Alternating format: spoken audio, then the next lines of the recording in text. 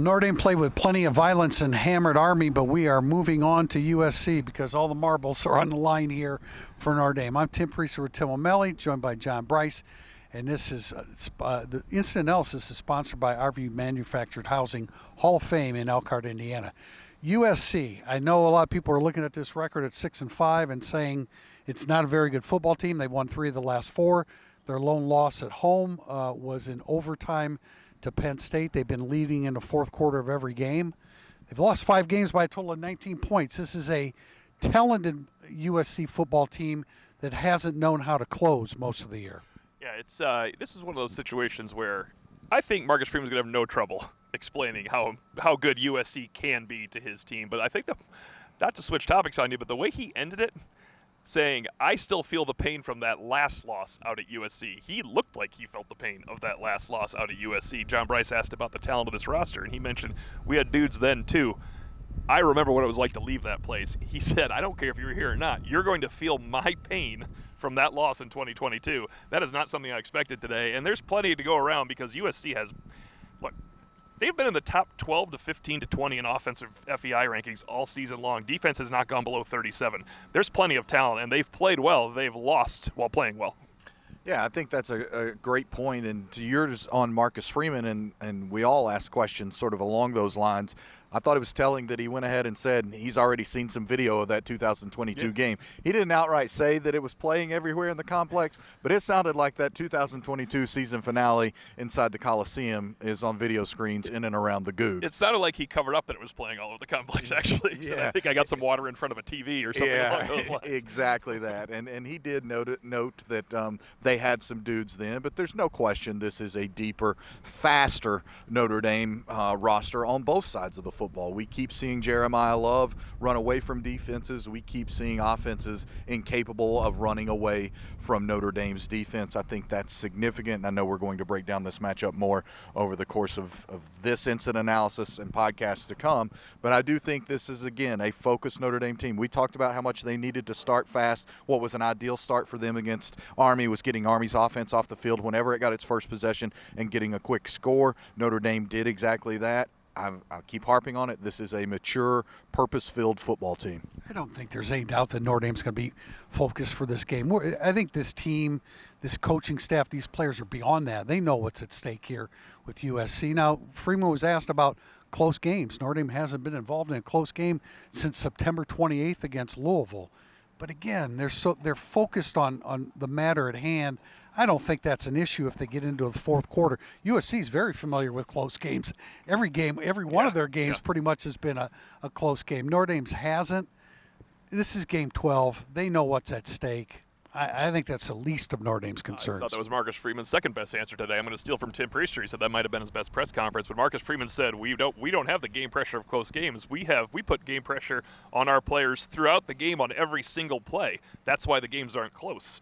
It's a close game when it's 0-0 and it's 7-0. It matters when you go up 14-0 and 21-7. He says every single play they play under pressure. That's how we coach. That's how they play. So we haven't had close games, but that's the only reason why. I don't think he worries about game pressure. Obviously, when you get in the final minute, you worry about game pressure because USC is super happy to be down 10 points with 15 minutes to go, where Notre Dame has to put it away. John, he said, I want to win every freaking play. Yeah. And again, Tim, you talk about you believed it when he said it. Yeah. I mean, you can see that that's what's happening. Well, and that was a glimpse, and we've all heard some stories, but I love hearing kind of the behind-the-scenes stories of how insanely competitive Marcus Freeman is, and he showed a bit of that today when he talks about wanting his guys to win every single play. And it's not just winning every single play. He wants them to win all 11 individual matchups on every single play. I think that bleeds through the program. I think we've seen all the way going back to that tunnel scene at Texas A&M in week 1, his aggression, his ability to jaw at the Texas A&M fans to send a message to his team. I've said it, I'll continue to say it. I think, understandably, this is the best job that Marcus Freeman has done, having the pulse of his team. Yeah, they do share a tunnel. Just pointing that out, by the way. They will come out. Personal interest in USC, they do share a tunnel. They will come out of the same tunnel. Let's jump into the injuries. Howard Cross III still listed as questionable. I don't think that any of us are surprised by that. We talked about it when he was injured, that he could very well be out for the rest of the regular season. I would imagine he'd be dressed for this game as opposed to the last two Even games. if he can't go, he'll be right, dressed for yeah, this just game. in case. Now, Kingston Viliamuasa is out. He has a knee sprain, which sounds really promising. That would indicate to me that come playoff time, KVA will be ready to go. Bodie Cahoon, we saw him get injured. He had a lower body injury late in the game. And earlier in the week, KK Smith, wide receiver, suffered a broken collarbone, and he had surgery. But other than that, this looks like a very healthy team going into the biggest game of the year. And that was my question to Jeremiah Love, and I didn't get to ask Marcus this post-game. It was intentional for the running backs, obviously, that Jeremiah Love not carry the ball that often, Jadarian Price not carry the ball that often. The offense is very healthy going in. They have pulled back on Riley Leonard. I asked that question around week 5, like, can you really keep running Leonard this way? They said yes, they have not done it, which is a really good idea. Mm-hmm. And Drew Entock mentioned something to me. He actually asked Jeremiah Love, I don't know if it was early August or late spring, about workload and sharing carries with Jadarian Price, because it was obviously going to happen. And Love said, I don't want a heavy workload. He's the modern running back. He knows what a not heavy workload means to his future and his November, his December, and his future. And I think that's part of the deal. I think Jeremiah Love and Jadarian Price are just going to be better off for the next 5 years because they haven't had that workload. I think running backs, today's modern-day running back has to understand that.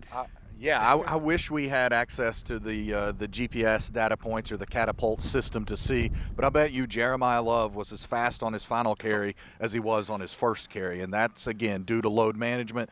That's due to the sports science that Marcus Freeman has invested heavily in. It's why he went out and got Lauren Lando. You've made some excellent points on how that's worked out, TP, and there is a science behind it. Notre Dame believes in the science, and I think they have a rested, refreshed football team, especially the way that the bye weeks fell as they get here to the end of the regular season and then are poised for a 3-week break, or 20 days likely, before they would host a playoff game. 14 snaps, Jeremiah Love in that game. So the most effective 14 snaps in football history. 14 snaps. His last touch was the first play of the third quarter, the 68-yard run. Now, Notre Dame fans were concerned about two main things coming out of the Army game. The goal line stand by Army, where Mike Denbrock just kept slamming power into the line and it didn't work. And Marcus Freeman said they didn't get another opportunity in that situation in that game, but they had made corrections in order to deal with it. And, of course Mitch Jeter, who was wide right on his 48-yard field goal attempt. The 30-yard attempt was not his fault whatsoever. Marcus Freeman spoke with a lot of confidence that Mitch Jeter is healthy and ready to go. The question was posed, is it in his head or is it a mental issue? He didn't go there. Yeah. He has a lot of confidence that Mitch Jeter's ready to make a big kick in the LA Coliseum. I want to cede my time to John Brice because I know what he's going to say on this one. I believe him about the offensive line and the goal line experience. I do not believe the situation that he's more convinced that Mitch Jeter's ready after that kick. Go ahead, JB. He made it. He emphasized, was adamant today, he was very encouraged by Mitch Jeter's 48-yard missed field goal because of what he saw and the leg strength. I still contend you have to see Mitch Jeter make a meaningful field goal Saturday afternoon inside the Coliseum, or otherwise it will have been approximately 8, if not 9 weeks since Mitch Jeter would have made a meaningful field goal before the playoff game. No doubt. You definitely want to see that. The 30-yarder, and we've had some people, it's actually going to be in our podcast, we've had some people ask about it. Jeter had no chance. Right. And Mendoza came through a hole that was, I think it was a gap to the left of the center. I mean, there was nothing Jeter could do about that. It was a great press conference. We have more to talk about. We're going to hit it all in today's Irish Illustrated Insider. This has been Irish Illustrated's Instant Analysis, brought to you by RV Manufactured Housing Hall of Fame in Elkhart, Indiana.